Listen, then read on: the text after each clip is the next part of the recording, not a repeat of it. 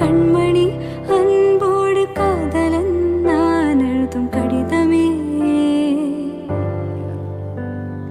பொன்மணி உன் வீட்டு சௌக்கியமா, நான் இங்கு சௌக்கியமே. உன்னை எண்ணி பார்க்கையில் கவிதை கொட்டது, அதை எழுத நினைக்கையில் வார்த்தை முட்டது. ஓ கண்மணி